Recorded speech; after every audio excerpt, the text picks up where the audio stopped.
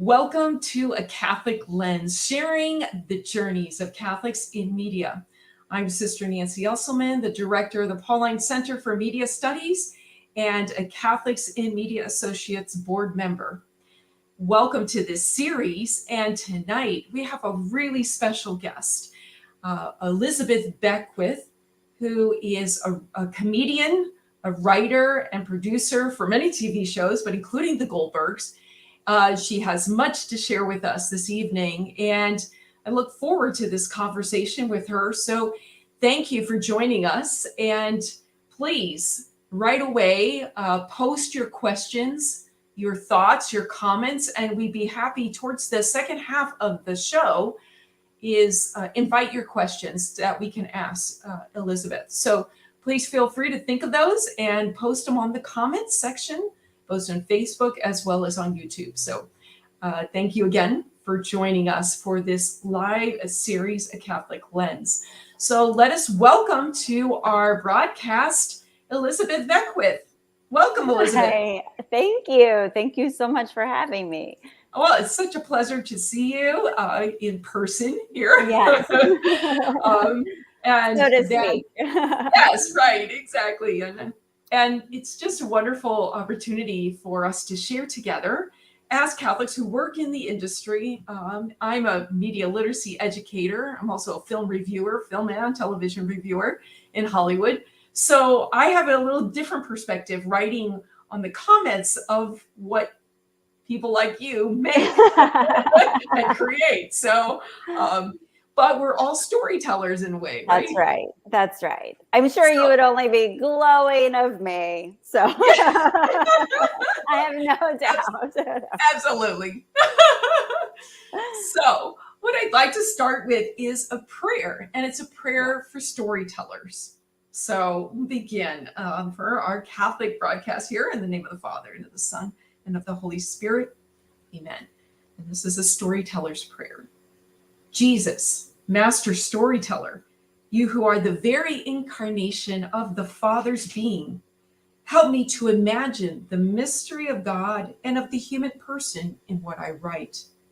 You use the power of image, story, and proverb to communicate the freshness of your message. May my storytelling, whether spoken, written, or visual, open the human soul to the sense of the eternal. Let everything I write celebrate the wonder and sacredness of human life, uplifting those who will hear, read, and see what I write. Make of me a prophet, speaking the truth with freshness and relevance. May everything I write contain a glimmer of your beauty. Make of my stories, and above all, the story of my life, masterpieces that reflect your glory. Amen. In the name of the Father, the Son, the Holy Spirit. Amen. Thank you. You're welcome. I thought of that. I was like, this prayer is for those who are writers. That's a great prayer. I'll take all the prayers I can get. So thank you. I appreciate it.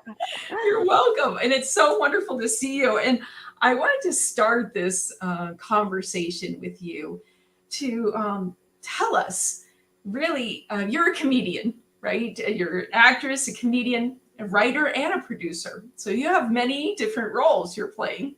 Yes. But how did you really get into this industry, and especially into comedy? Okay, well, and I mostly now am a writer producer. I sort of semi-retired from performing. I sometimes do stuff, but every writer or person in this business, their path is so different. And mine, I was a kid. I was obsessed with comedy. I was obsessed with television. I watched everything. Both my parents worked and my siblings were a lot older. So I was like a latchkey kid who TV was my babysitter, and I loved my babysitter. Like I just like devoured it. And I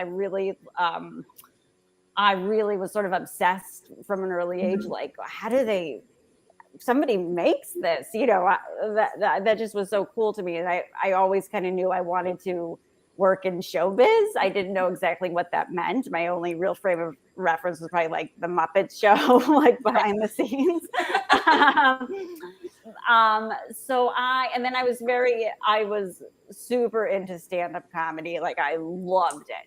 And I would used to, back in the video store days, you'd rent like an evening at the Improv, and Yes. I would rent all of those. I just loved stand-ups. It never occurred to me I would do it at that age. That I just loved watching it. And then when I was about 16, I was at this coffee house with my friend Jennifer Jaramello, if you're watching, and there was an open mic night, and there was barely anyone there, and the comedians were like fine, but it felt like a very low stakes, and I thought, ooh, I want to come back. I felt like I want to come back here next week. I'm coming back. So I called the place. What do I have to do? They're just like, I just show up and write down your name. So the whole week I worked on my little routine, and then I showed up the next week, and the place was packed, by the way. And now suddenly it was like, this is not what I recall. It was like standing room only in my memory, and the comedians seemed like much better. And I was like, oh no, maybe this was a bad idea. I wanted to sort of slowly excuse myself. But my father, who I think would have loved to have been a comedian, was so excited for me to do this, and was like, no, you came here. You cannot live your life wondering, like, what if? Yes. You got to do it. And my brother Jim was like, what's the worst that can happen? They'll laugh at you. So, I was like, okay. And I did it. And it went to my 16-year-old son. I mean, it went really well. And so I kept doing it. And that was like my first sort of little step. And so then I decided, I was always sort of writing little scripts, and I really wanted to go to film school. And I visited LMU with my high school, and I just fell in love. And I was like, okay, I'm going to go to LMU. I'm going to go to film school. That's it. That's all she wrote. I'm obsessed. Nothing will stop me. And then I didn't get into the film school. Oh. I got into LMU, and they called, at the time, film and TV were two separate things. Now it's like one college. Mm-hmm. Mm-hmm. And they were like, you're accepted into the university, and everyone had talked about the film school, so competitive. And I was like, I don't care, it's my dream. And they're like, no. They're like, but you can major in television with your background. And this was the first I'd heard of this. And this is a great example of like, not getting what you want, but the thing you get is better. And I was like, I can major in the thing I love more than anything. Like I can go to school for, I don't know, I hadn't heard that you could study television. Film was the thing everyone talked about. And it was the greatest. It was perfect for me. I learned everything the film students learned. And I got to also do like work in like a 3-camera TV studio. And it was like awesome. I'm sorry, this is the most long-winded story of how I started Sisters. It's too much. It's too much on the early years. Maybe I should have glossed over this, but I got into it. Okay. So I go to LMU, graduate, and I had sort of not done stand-up during college, but then this little voice was like, you got to get back out there. Mm-hmm. And so I was temping, and then I was working as an assistant at a production company.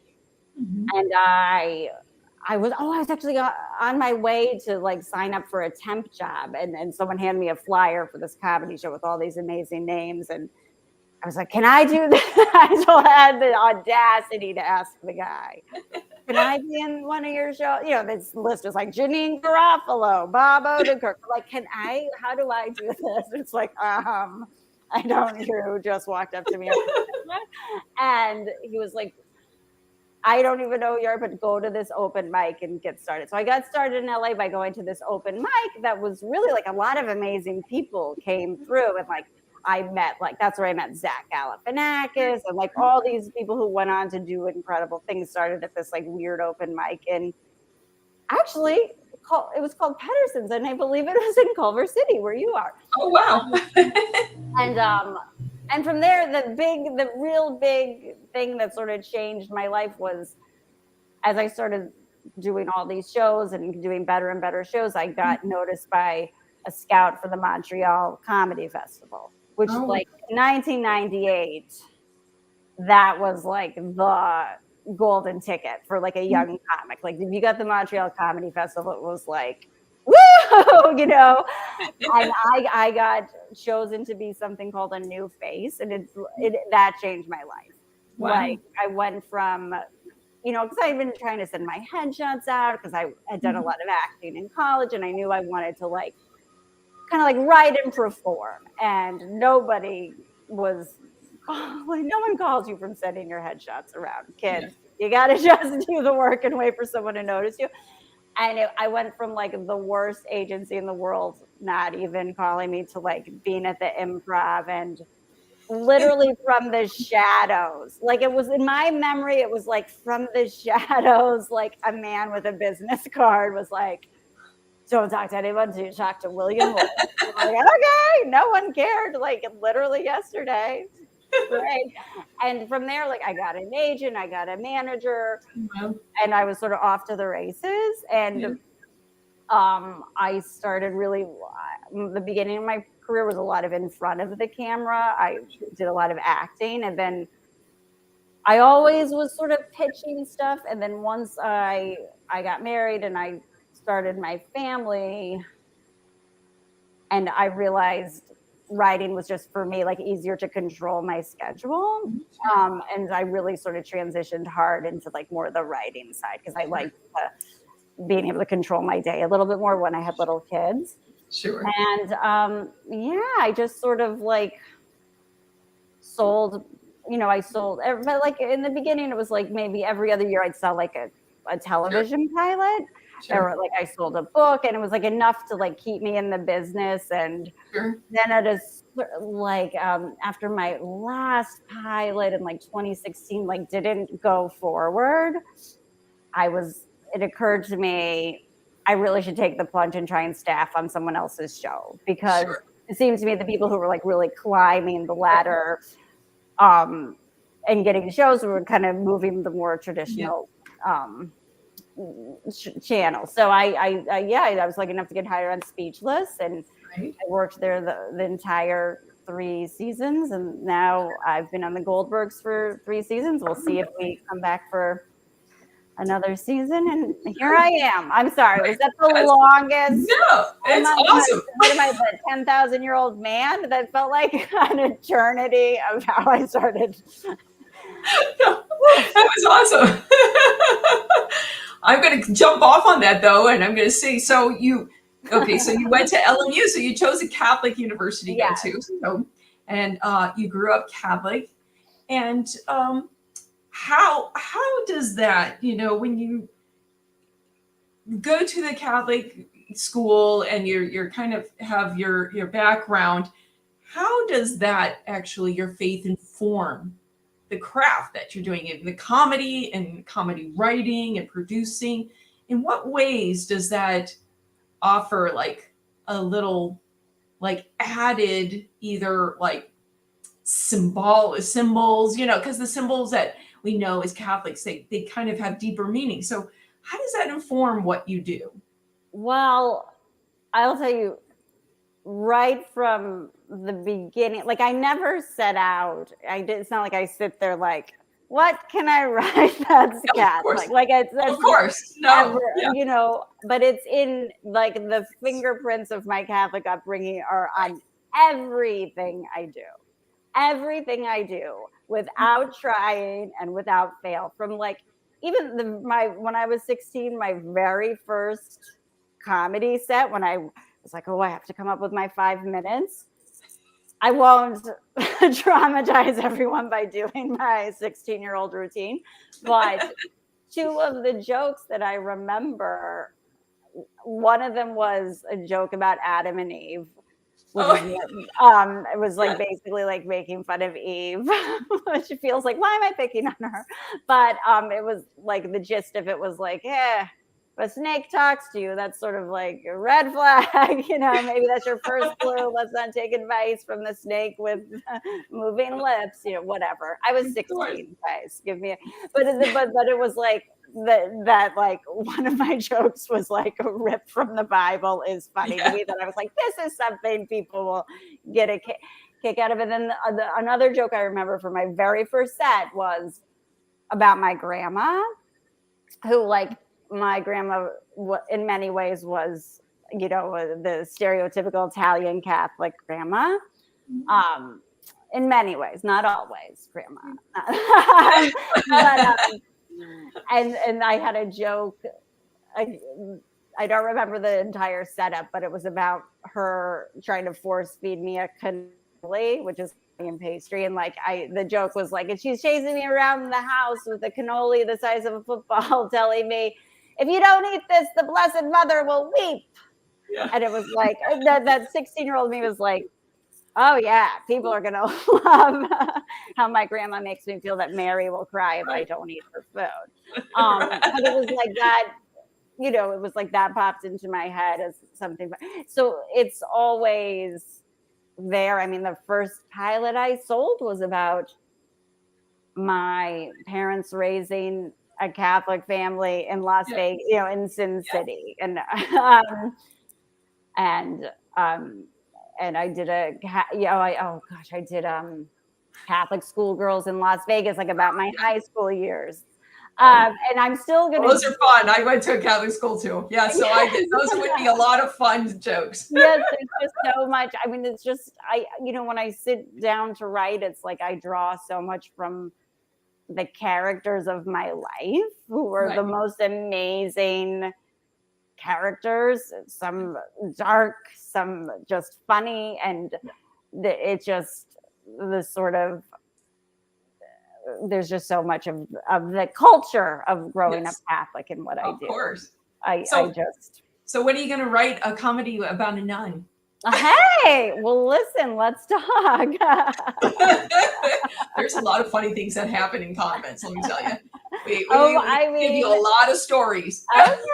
I'm very just come over for dinner one night and you'll see. I'm telling you. I would, and then we'll give you lots of food for like your writing. Seriously. I would love that. So we'll talk later. Yeah. Yes, we'll circle back. Because you know why? They often, in writing, there's many nuns in TV shows lately. I know like TV shows, there's how many nuns? Well, like the warrior nun and all this. Like, well, they get it wrong most of the time. And in the that's what would make me nervous. Oh, yeah. Like the nun in the horror movie. Yeah, the horror movies, most of them. But they kind of like miss the point of what nuns really are. Right. We need a really good, funny comedy that gets nuns right, yet. Well, let me ask you, what would be like, of all the nun portrayals in Hollywood, is there one that you're like, okay, I'm okay with? I almost want to do like a lightning round with you. Sound of Music. But actually, the nun and Carrie Girls. Have you say that? From Dairy Girls. Dairy Girls. I'm sorry, Dairy Girls. Yes, the nun and Dairy Girls. Sister Michael is like the best version of a nun that I've seen in a long time. Dairy Girls rocks. Like I love Dairy Girls. Oh my gosh. And she is funny, but she's dead serious, and she doesn't put up with a whole lot of. Right. Well, and I feel like that's a great example of a show. And this is the type of stuff I want to do. Like, it feels like so drawn from the truth of the creator's life. I think of her name offhand. Lisa. Yeah, I can't remember. Forgot. Yes. Lisa McGee. I don't want to butcher it. But it's so brilliant, and when you write, like, people, like that was probably the nun from her high school. Right, the more truthful you are, it's like usually the funnier it is and the more real it is. So it's like a win. That's right. That's why you just need to come to dinner, and then you'll see what nuns really are. It's a date. I'm so excited. So tell me a little bit just also about your book that you wrote. You wrote a book for parents called Raising the Perfect Child Through Guilt and Manipulation. And it just sounds like right off the bat that it's something really enjoyably funny and yet real. Thank you for mentioning that. That's a perfect example of, once again, I just got a text from my brother watching now. Okay, I turned my focus on so I don't see this. Hi, Frank. So that's a perfect. I'm so glad you brought up my book, because that's my Catholic childhood, my Catholic upbringing, my current state as a Catholic. That's what that book is. It really was written as like a love letter to my parents. When I was pregnant with my first child, everyone wants to give you advice and tips and ask you questions. And a lot of people asked me, what is your philosophy for raising kids? And I was like, I don't know. I'm just gonna do what my parents did. I think they were awesome. But then I realized, like, well, what did they do? What did they do? And that's book was my attempt at distilling their methods into, yes, it's partially satirical parenting guide, but I do, like, the heart of it, I really believe, because my parents, that we never, like, so my siblings and I, like, we didn't have like formal punishment in our home, but we were like good kids. I mean, sure, everybody does stupid stuff, but like, we were pretty good kids, and yet we were so scared of like discipline, because my parents did a very good. So I was thinking, like, how did this happen? And the thing I discovered is they would give us all the hugs and encouragement, and you can do it. How can we help you? You're amazing. Your gifts are so great. But then they would speak poorly of people who behaved badly.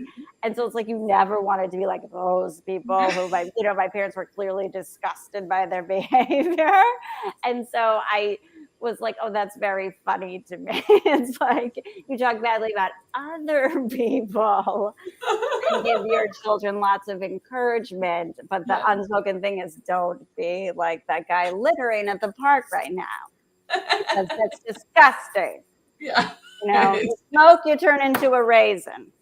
Look at her. Like, my mom would never tell me I couldn't smoke. When I was a little kid too, I was like, I'm going to smoke when I grow up. And my mom said, when you turn 18, if you want. Looks like a raisin. That's what smoking does. Turns you into dried fruit. And I was like, I need to rethink the smoking thing. I will not smoke. So anyway, and there was a lot of, like, of course, there's a lot of Catholicism in that book. It's not the catechism.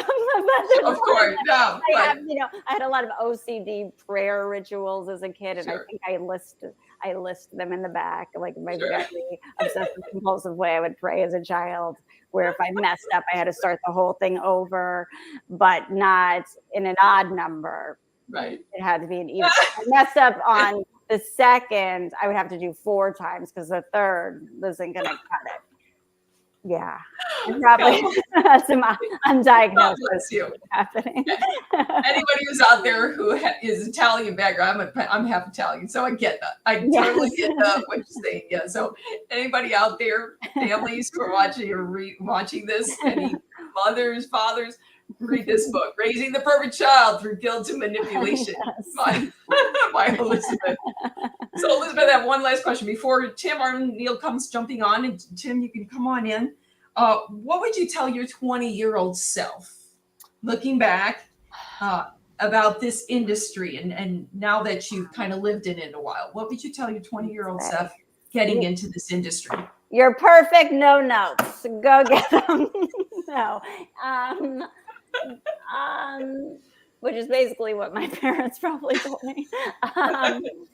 No, I would say just be open to any possibility with don't sort of like have blinders on of like, my path has to be this exact way. You just do the work, keep doing the work, and when you're ready, like they will find you, you will be found.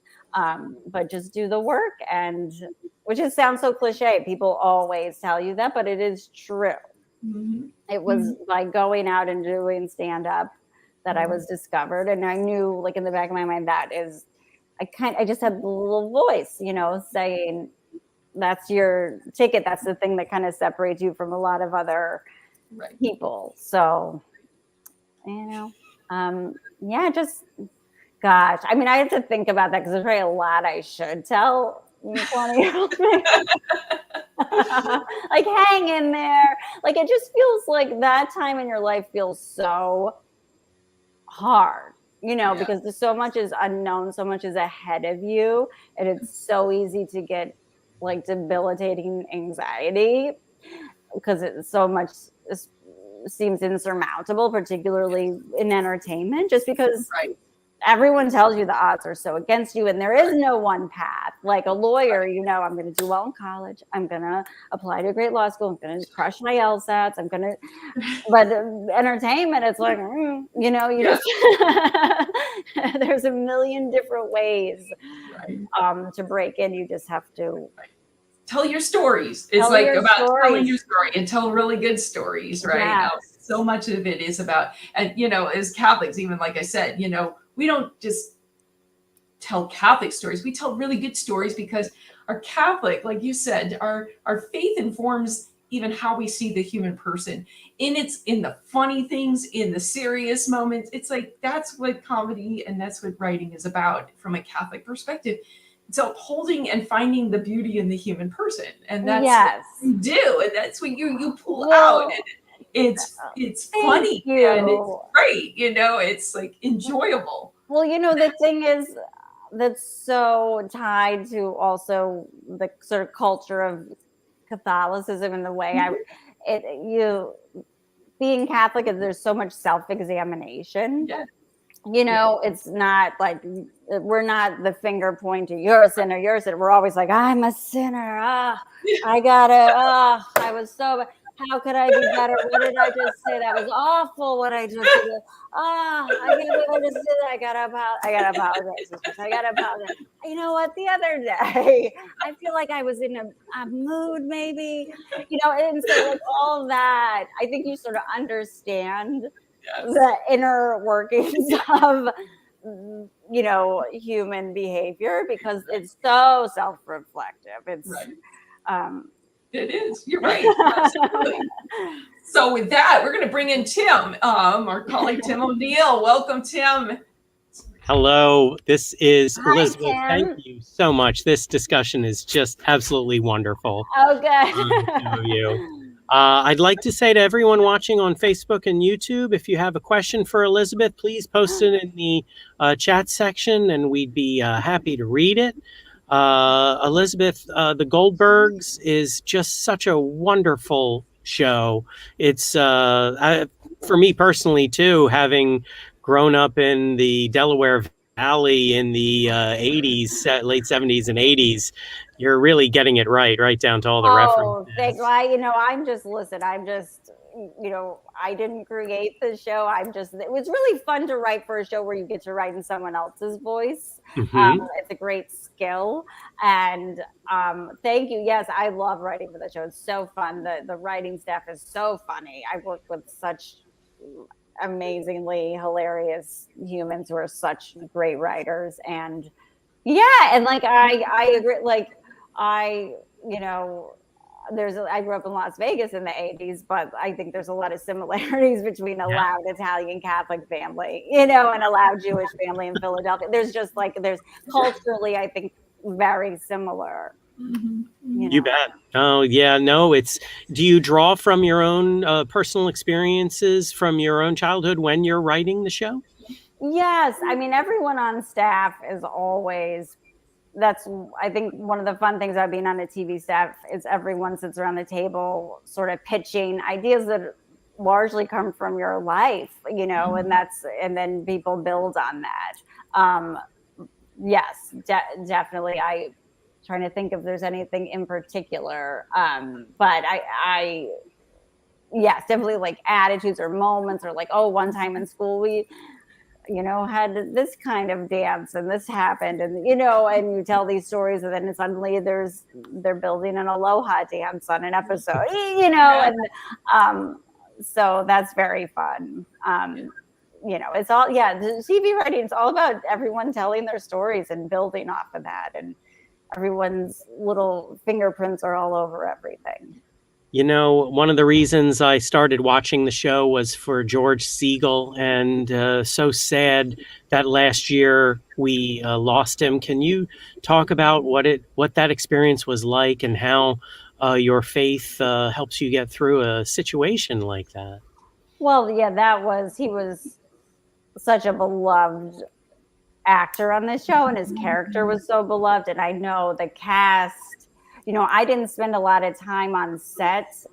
I didn't get to hang out with George like I would have loved to. I'm such a huge fan of his. But the cast was just so sad. And I mean, Sean, Jim Roney in particular, and Wendy, they had such a hard time. But I think, just in general, faith for me, I've lost both my parents. I've lost so many people I loved, and faith, I don't know how people who don't believe deal with losing anybody. Faith got me totally through.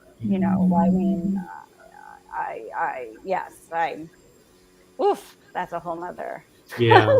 I'm curious, Elizabeth. You have a beautiful medal on your beautiful gold medal, and what's the medal of? Oh, it's just flowers. I should have worn my St. Genesius Patron Saint of Comedians, but this is just a gold. I wanted to wear. This is though actually I wanted to match my ring, which is actually my grandma's ring, which is a little angel. So nice. I wanted to have my grandma, the best Catholic I know, who's no longer with me for this. So I didn't say anything terrible. I'm making you proud, Grandma. I'm sure she is so thrilled. Elizabeth, I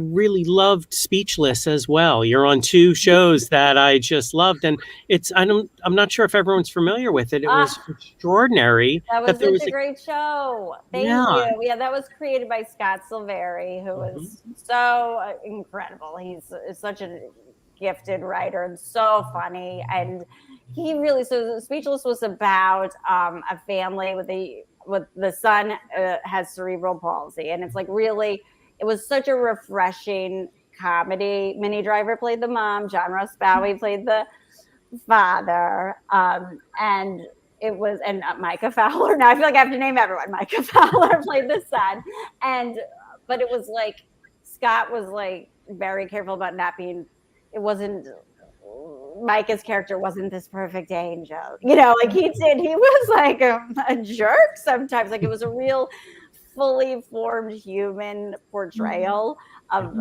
a young man with cerebral palsy, and how their family deals with all the challenges that come with that. But it was the portrayal of the character's name was JJ was so funny in that way. He would do terrible things to his siblings and stuff, and it was hilarious, and it felt very real, and again, not this precious, not this sort of precious, after school special.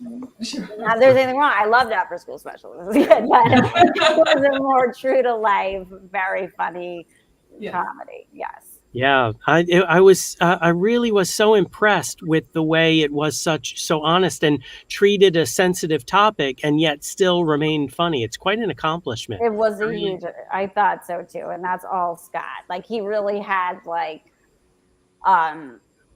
sort of he called them bullseyes of the show, things he had to hit in every episode, and was very specific of what he wanted. And it was a masterful job. I was sad when the show ended. It was sad for all of us. I'm so glad Sister Nancy brought up your book. Can you talk about the difference between when you're writing, you've done many magazine articles as well, when you're writing for a magazine or a book versus writing for television? Okay. Yes, writing that book was so much harder than writing for TV. I will just be totally honest. It is so many more words on a page. Like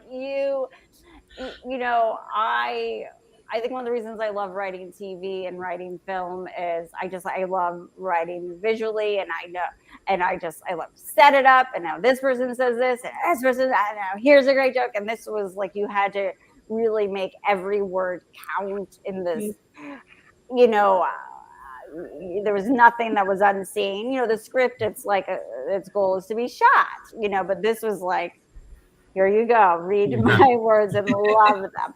And so it took like a long time. I'm trying to think how long it took, but it was a different process. Some parts of it were the same. I did approach because the book, while it's a satirical parenting guide, and I sort of have my, every chapter would begin with, a theory about something like, don't be afraid to raise a nerd, and like my sort of like teaching you my rules of this. And then the second part of that chapter would be an essay, just a first person essay. So when I did the essay, I structured it like I would structure a script, where I sort of had my little notebook, first act, second act, third act. Like I wanted to make sure like it was a story with a beginning, middle, and an end, and good hooks. And so I would outline the essay in that way, even though it would be true stories anyway. I just wanted to make sure like I had a framework for them. Right. So that part was similar, but then, it was just more intimidating, I think. It was much more intimidating. Yes. Yeah. Plus like I was, I knew I'd be going on a book tour and have to read it out loud. So like, is this going to play? I want to make sure that it would sound great and funny and wouldn't stumble. It was hard. I give it up to book writers. Maybe one day I'll write a second one. What I find so interesting is you started out as a performer. And how did being a performer first and a stand-up first influence your writing? Did it inform it in some way, or are they two totally different disciplines? I have to think about that. I mean, I think the rhythm of a joke is the rhythm of a joke, and so I actually feel like now, though, I'm a much better joke writer, having written so many years of television. But yeah, I mean, they're different. You have to have sort of like a similar gift, but you have to learn like the skill. It's just like a little bit of a different skill. Right. And what's helpful coming from a performing background is, when you're in the writer's room, often you have to perform the pages out loud. People don't know this because you'll rewrite a scene, then there's a big TV screen in the room, and then we read it out loud to see if it works, and everyone sort of takes a part. And so you want your jokes to stay in, so you gotta sell them. So sometimes I don't sell them too hard, and maybe I annoy people. I hope not. I hope they love me. They better. But so performance does help, because you want to get your jokes in, And if you can make everyone laugh in the room, then you're more likely to keep the joke in it, which is like a little game show to me. Getting the joke in. I like to then watch the episodes and wait for I'm like a child. Wait for my joke and then like tell my son, that was mine. Did you like it? That was mine. That one? Mommy wrote that. I don't know what that says about me, but that really does occur in my house. I am forever the youngest child seeking approval from people. I'm with you on that one. Even if now they're my own children.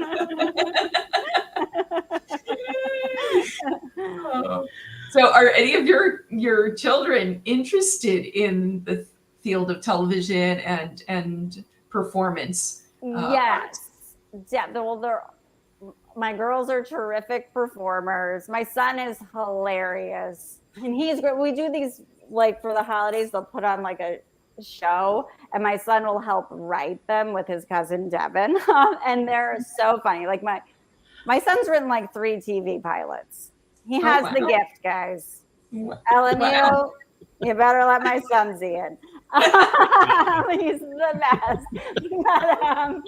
But, so I think like it's so funny because sometimes like, well, I'm not sure, and it's not an easy industry to break into, and I'm like, you gotta do it. Like I'm pushing him because I just think he has the gift. Like I read his stuff and it's so funny, and he does, like, he is such a, like me, a student of television.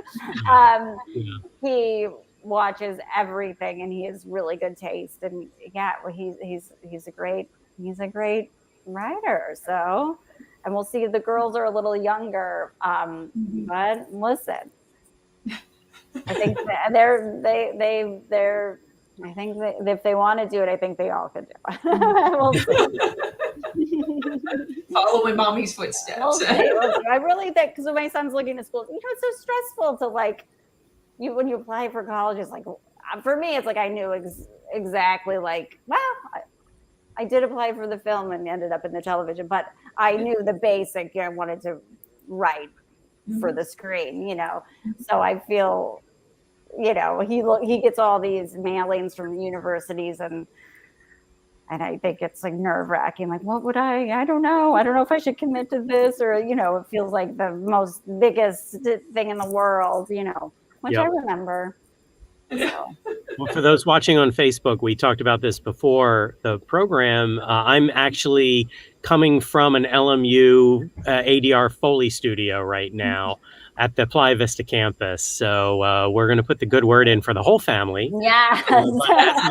As an alum, I think that he probably has an excellent chance. Yeah, anyway. my husband went there as well. So. Oh, did he? I didn't know that. Double alum. He's such a good boy. I know I'm so biased, but he's such a good boy. He's very talented. Guys, come on. I know you talked about LMU. Of course, one of the wonderful things about working at LMU, and I'm sure going to LMU, is Catholicism.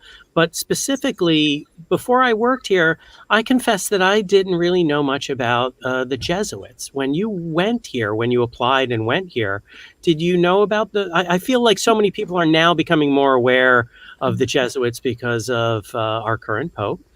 Did you know about the Jesuits when you were coming down? I didn't know a lot. I learned that by going there. I really, I confess that I was also, we're all confessing, we're so Catholic, that I was also like a little naive. And then, I heard they were the intellectual, the education wing. Yes. But it was great. I loved my Jesuit professors, and it was, I really loved my LMU years. I did.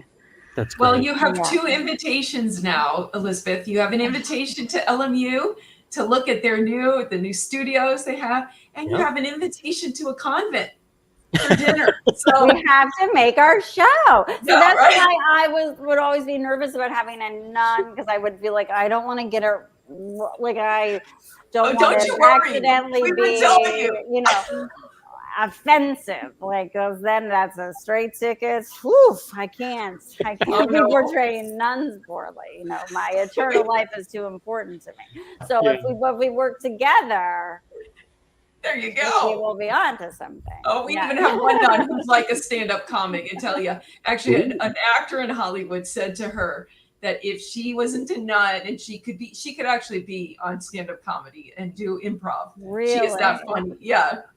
What's her name? Sister Leah, but now she lives in Boston, so she used to live in LA. Okay. But she funny. Dry sense of humor, totally. Doesn't crack a smile, but we love her. That's why we have lots of stories. Amazing.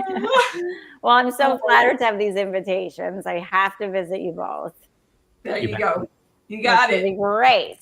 We're awesome. We're awesome. Oh, Elizabeth, it's been such a joy to speak with you. We are so happy you joined us here at Catholics in Media on A Catholic Lens, the series. You have just added so much to this series right now, just by the conversation. And we just love it. We're just loving it. And so thank you so much for sharing this with all our viewers. And anyone out there, please share your thoughts, your comments on Facebook, on YouTube. Connect with Elisabeth. They're right, get her book, watch the Goldbergs, watch her stories, and see the gift that she is offering to the culture today. So thank you so much, Elisabeth, for joining us. We really appreciate it. Oh, it's my pleasure. Thank you. And everyone out there, look forward to the next series, possibly in the fall, the next series on A Catholic Lens, sharing the journeys of Catholics in media. So thank you so much for joining us, and God bless you.